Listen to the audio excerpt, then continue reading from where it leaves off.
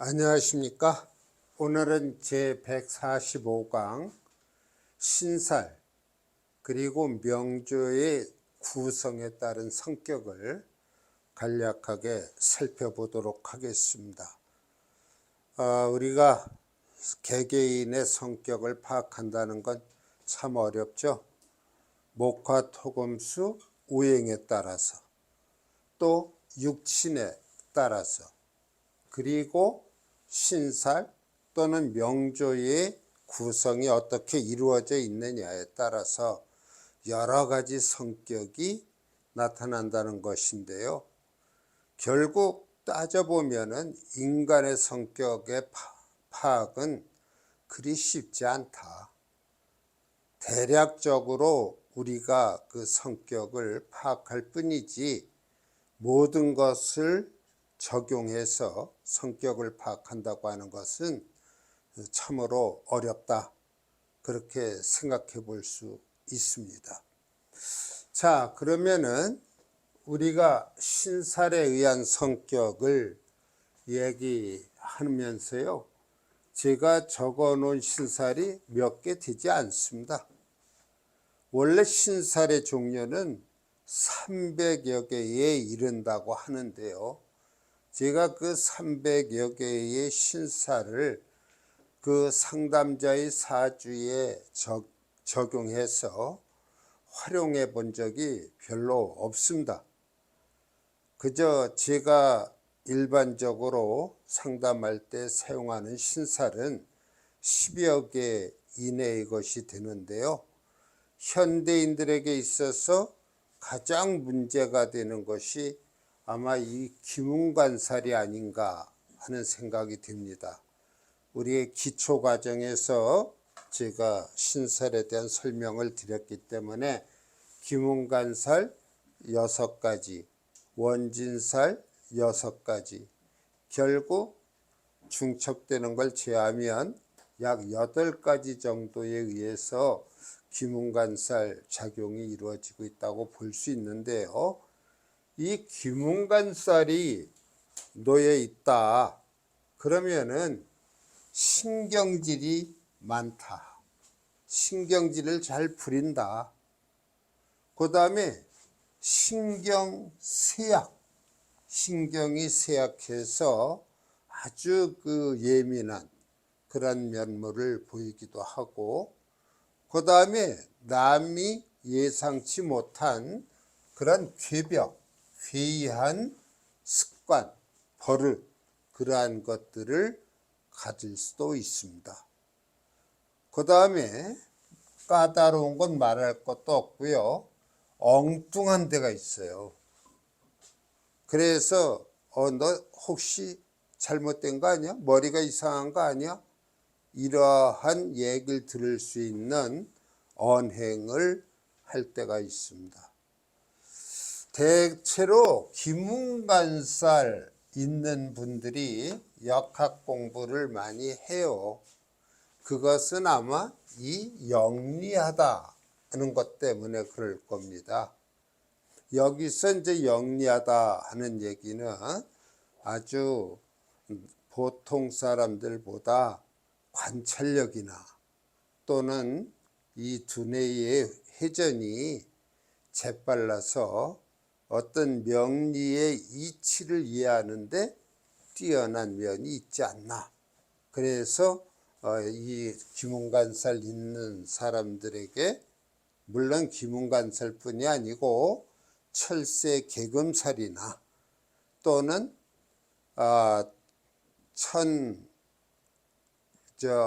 천관과 그 다음에 다시 말하면은 신과 미, 그 다음에 수레를 우리가 천문성이라고 하지 않습니까?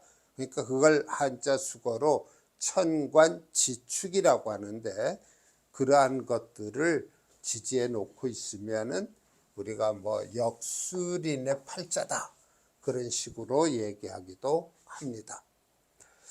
그 다음에 인오축이라고 하는 탕화살이 있지 않습니까? 이 탕화살이 있으면은 세사비관, 세상 일에 대해서, 세상 일들에 대해서 이런 비관하는 성향이 강하다.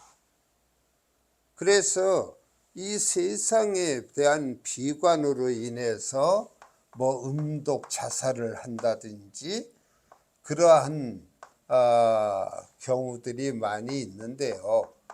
이 자살이라고 하는 것은 사실상 누구나 다 할 수 있는 게 아닙니다. 이런 음독 자살을 한다. 그러면은 뭐 이런 탕화살만 났다고 해서 음독 자살이 되는 게 아니고요. 일단은 그 사주가 신강하든지 태왕해야 돼요. 그래야 행동으로 옮겨요. 신약한 형태에서는 그러한 생각은 많이 하더라도 행동으로 옮기기는 쉽지 않습니다. 그래서 이 탕화살이 있는 것은 좀 이런 세상 비관하는 그러한 성향이 있고, 결과로는 이러한 음독 자살 등이 나타날 수도 있다. 그러니까 항상 난 죽고 말 거야, 나는 삶에 미련이 없어, 뭐 이러한 얘기들을 한다든지, 그 다음에 이런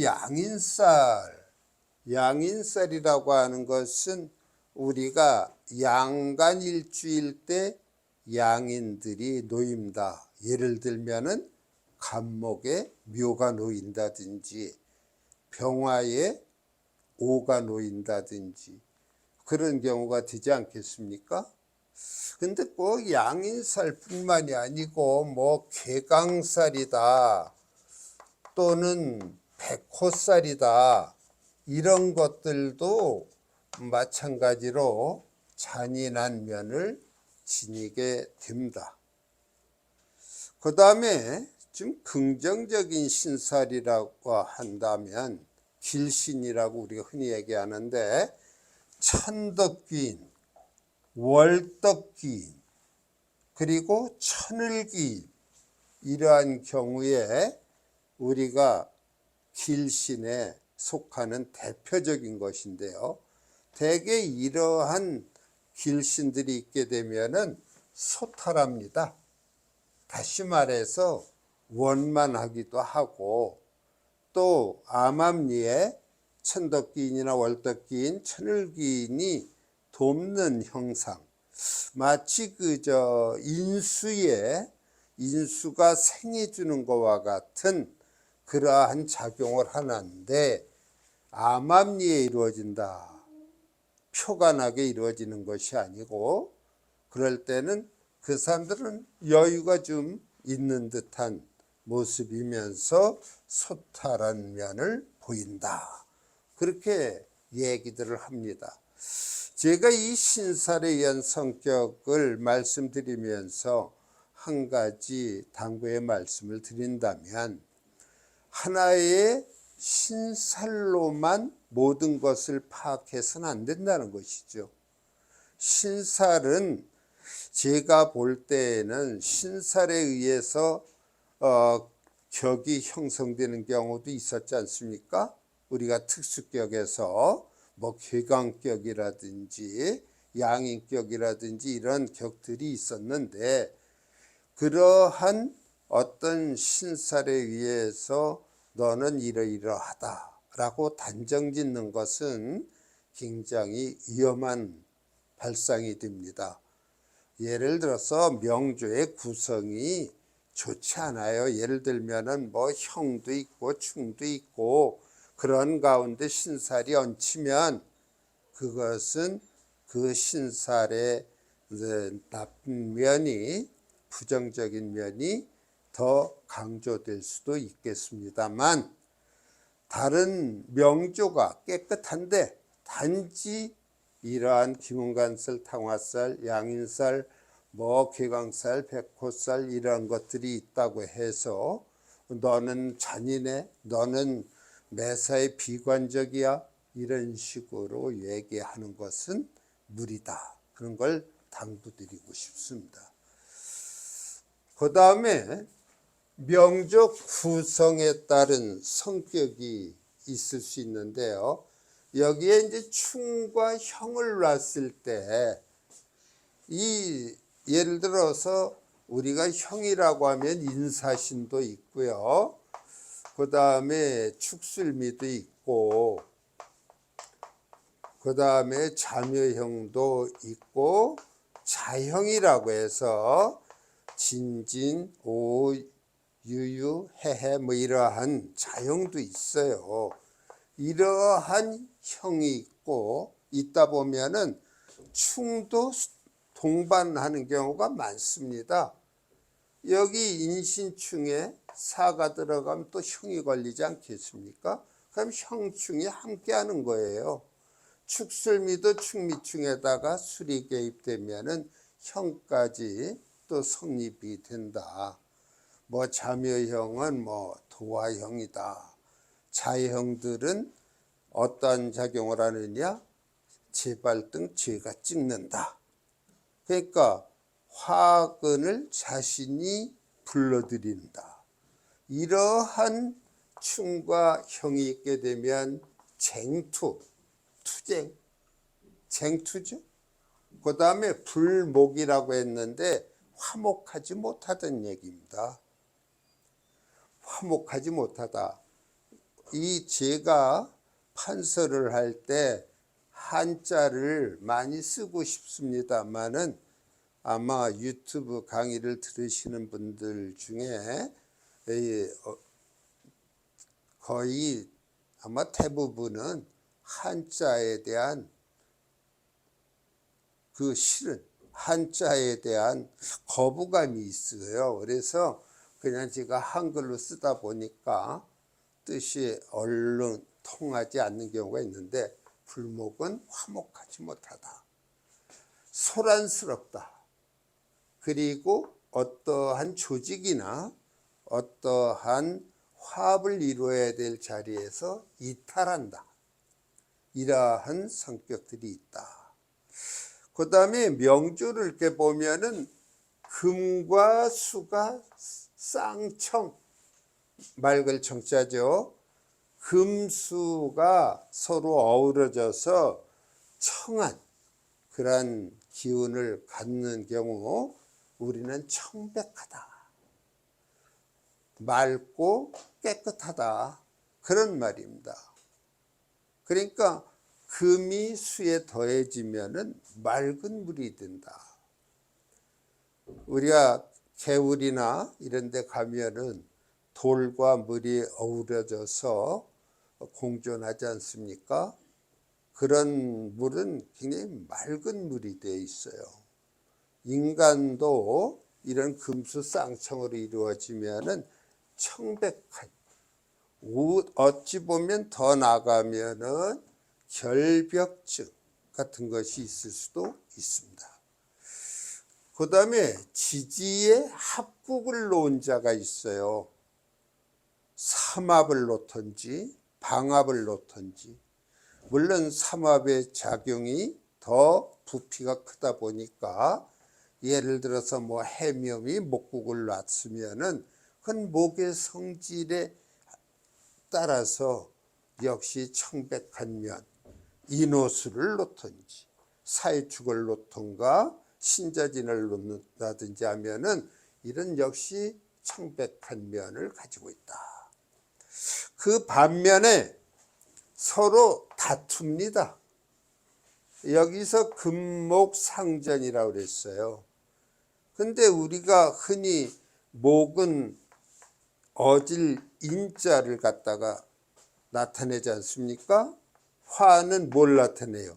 예의를 나타내요.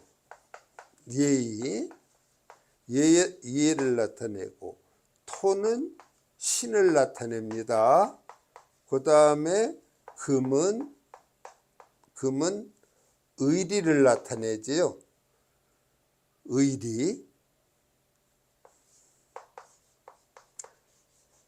의리를 나타내고, 그 다음에 수는 뭘 나타냅니까? 지혜를 나타내요.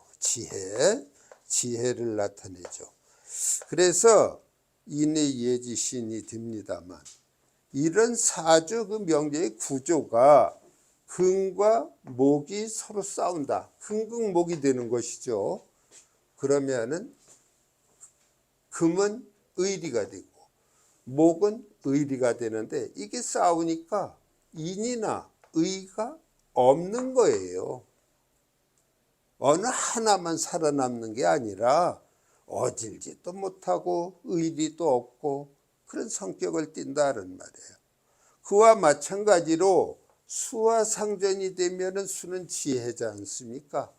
그 다음에 화는 예의란 말입니다. 그러니까 지혜도 없고 예의도 없다. 그 다음에 화금 상전이 되면 화는 예가 되고 금은 의리가 되니까 예의나 의리가 없다. 토수 상전이 되면은 토는 신 아닙니까? 신용. 그 다음에 수는 지혜예요. 이것이 없다는 얘기예요. 목토 상전이 되면은 역시 어진 마음도 없고 또한 신용도 없는 그러한 구조가 된다.